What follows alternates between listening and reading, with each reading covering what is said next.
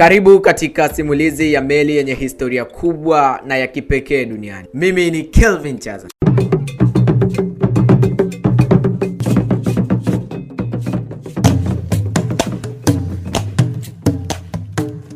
Katika vilindi vya ziwa Tanganyika, ziwa lenye kina kirefu zaidi barani Afrika na la pili kwa ukubwa wa maji baridi duniani,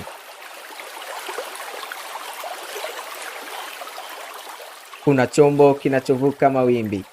Hakijitambi kwa kasi ya kisasa, bali kwa uzito wa historia iliyoibeba. Hii ni MV Liemba.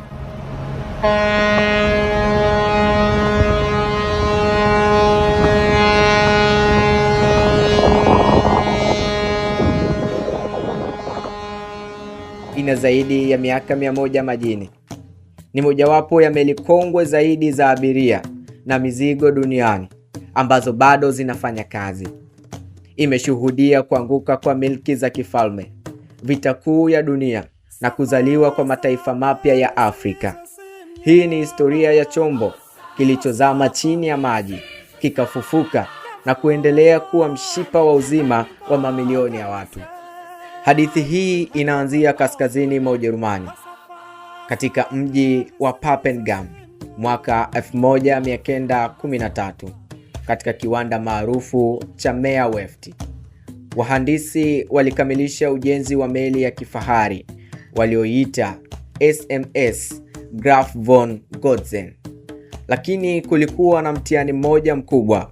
Meli hii ilihitajika kufanya kazi kwenye ziwa Tanganyika, katikati kabisa ya bara la Afrika, elfu za kilomita kutoka baharini. Ili kufanikisha hili, Wajerumani walifanya jambo la kushangaza.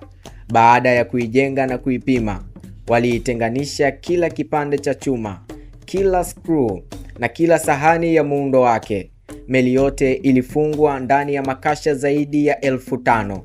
Makasha hayo yalisafirishwa kwa meli kuvuka bahari ya Hindi hadi Dar es Salaam, kisha kwa njia ya reli ya kati hadi Kigoma.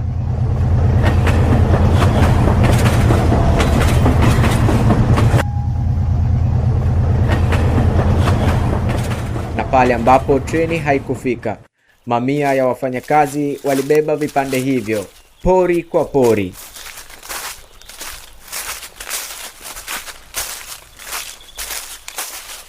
Mwaka 1914, katika bandari ya Kigoma, mafundi kutoka Ujerumani wakishirikiana na wananchi wa eneo hilo waliunganisha tena pazo hiyo kubwa ya chuma. Mnamo Februari 5, 1915, meli hiyo iligusa maji ya ziwa Tanganyika kwa mara ya kwanza.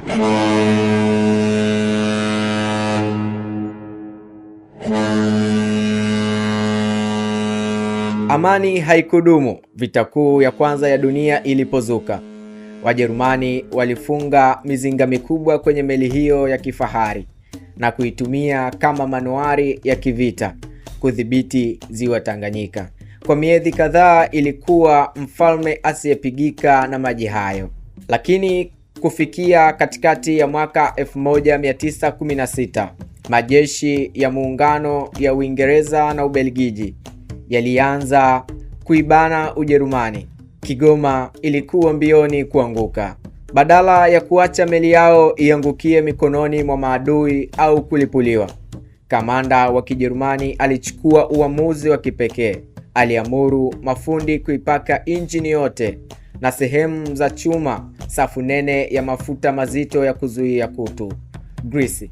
Kisha walijaza mifuko ya mchanga na kuizamisha kwa hiari chini ya maji karibu na Kigoma. Meli hii ya kihistoria ilikaa chini ya mita 20 za maji kwa miaka 9.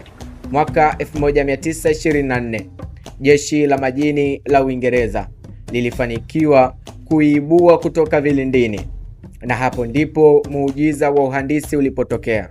Kutokana na yale mafuta mazito yaliyopakwa miaka 9 nyuma, chuma chake hakikushika kutu.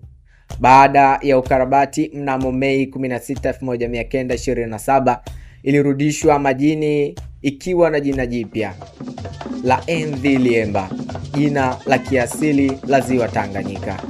Kuanzia siku hiyo, MV Liemba ilibadilika kutoka chombo cha kivita na kuwa chombo cha amani na maendeleo.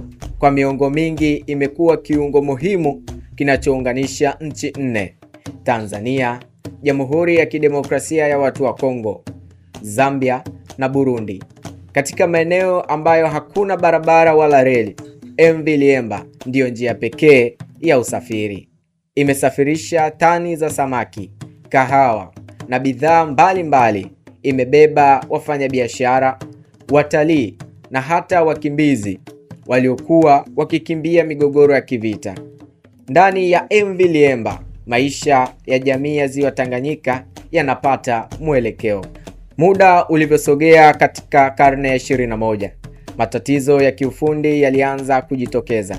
Wengi walihisi huu ungekuwa mwisho wa MV Liemba na kwamba ingepelekwa kwenye makumbusho ya chuma chakavu. Lakini serikali ya Tanzania kupitia kampuni ya meli Tanzania Tashiko ilichukua hatua kubwa ya kuifanyia ukarabati mkubwa wa mabilioni ya shilingi. Meli imepewa injini mpya kabisa, mifumo ya kisasa ya uongozaji na usalama, huku muundo wake wa kihistoria ukihifadhiwa kwa umakini mkubwa ili kulinda urithi wake.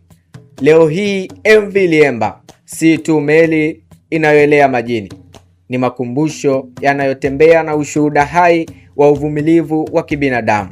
Watu waliojenga zaidi ya miaka 100 iliyopita walishafariki kitambo, lakini MV Liemba bado ipo, ikikata mawimbi yake yale yale, ikileta matumaini ya maisha kwa jamii zinazoitegemea. Inapotoa hodi ya sauti ya pembe yake kuvuma ziwani, haitangazi tu kuwasili kwa meli, inatangaza kuendelea kwa historia.